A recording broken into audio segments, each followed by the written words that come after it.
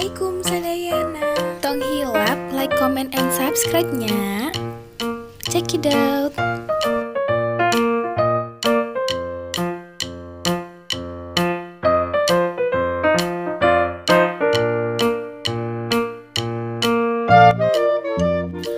Folklore terbagi menjadi 3. Yang pertama, folklore lisan, merupakan folklore yang bentuknya murni lisan, yaitu diciptakan, disebarluaskan, dan diwariskan secara lisan. Contohnya, bahasa tradisional, ungkapan tradisional, teka-teki tradisional, puisi rakyat, dan cerita rakyat. Yang kedua, folklore sebagian lisan, merupakan campuran unsur lisan. Folklore ini dikenal juga sebagai fakta sosial. Contohnya, kepercayaan rakyat atau tahayul, permainan rakyat, teater rakyat, tari rakyat, pesta rakyat, dan upacara beradat. Yang tiga, folklore bukan lisan, merupakan folklore yang bentuknya bukan lisan, tetapi cara pembuatannya diajarkan secara lisan. Contohnya, arsitektur rakyat, kerajinan tangan rakyat, obat-obatan rakyat, dan makanan atau minuman rakyat.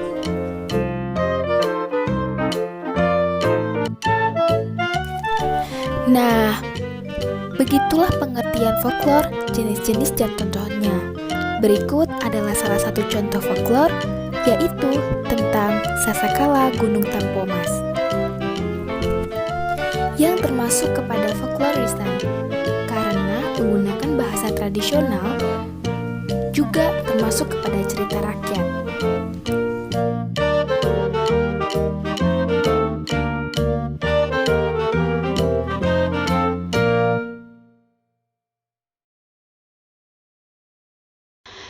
Sasakala Gunung Tampomas, kacaritakeun gunung gede anu aya di Sumedang ngaluarkeun suara pohara pika kaeunana. Sorana ngaguru tina puncakna kaluar haseup campur lebu anu ngurung. Ieu gunung kawas-kawas arek pitu. Rahayat Kabupaten Sumedang harita pohara rawusanana. Kumaha balukarna lamun eta gunung gede bener-bener bitu. Teka catur saha anu jeneng bupati harita ngan eta bupati teh pohara toweksana karahayat wedi asih sarta bijaksana. Atuh sanajan can kalaporan ge anjeunna parantos uningan kumaha tagiurna rahayat. Anjeunna teras ngamutan sangka bisa nyalamatkeun rahayatna. Ku panjurung kanyaah ka rahayat tea anjeunna teras nyepi di hiji kamar sejanjung mujas medi neda pituduh ti para dewa. Suganan ku jalan kitu anjeunna tiasa mangadep kayang tunggal di pasian pituduh pikeun nyalamatkeun rahayatna. Ku cengang-cengengna nu mangadep alhamdulillah maksud kunjeng bupati tenekanan dina hiji wengi Kanjeng Bupati nyimpen kasumpingan hiji aki-aki. Eta aki-aki anu nganggo-anggoan sing sarua bodas teh pok sasaruan anca pisan. Putu eyang anu kasep. Eyang geus terang, kumaha kabingung hideuk. Eyang hayang mantuan, sangkan harahayat hideuk bisa leupas tina kahariwangan. Eta gunung kudu ditumbal ku keris pusaka kagungan putra dalem anu dijieun tina emas. Poma hidup ulah hedep ngoredkeun tah sakitu bae ti eyang ceuk si eyang anca pisan. Sabada sauran kitu eta aki-aki teh leus bae leungit tina impenan Kanjeng Bupati satampina eta ilapat enggal bae Kanjeng Bupati kaluar ti kamar sarta teras nyandak keris pusaka. Enggal anjeunna angkat ngajugjuk ka puncak gunung gede, rurusuhan da sieun bitulanten. Najan rakyat anu keur bingung nyaksikan Kanjeng Bupati angkat ka puncak gunung mah teu tegaon ngantep bring bae naturkeun. Sadugina ka puncak gunung gede, Kanjeng Bupati teu talangke ngan lung bae eta keris teh dialungkeun kana kawahna.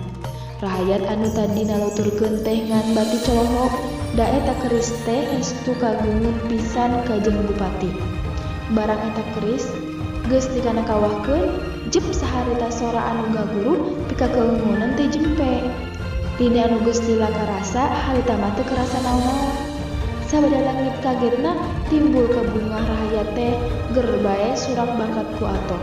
Sarta tuluy sumujud ka Kanjeng Bupati tanda nganuhunkeun sakabeh rahayat ngaikrarkeun seja satia satuhu ka anu ngahyeuk dayu. Eta maksud kasatiaan rahayat teh ku Kanjeng Bupati ditampi ka layang werda. Bakat ku bingah manahna lantaran bisa ningkahkeun balai, bingah lantaran bisa nyelamatkeun rahayatna. Tah, nyati harita pisan eta gunung katelah Gunung Tampamas anu seterusna robah jadi Gunung Tampumas. Ayeuna mah tepi kasieun malah mun pareng poe tere mah sok rajen dijugjug nepi ka puncakna ku para turis. Nah kitu Pak penjelasanana, mudah-mudahan tiasa nyandak kayu anu saena oge ngeceun anu awana. Billahi taufiq wal hidayah. Wassalamualaikum warahmatullahi wabarakatuh.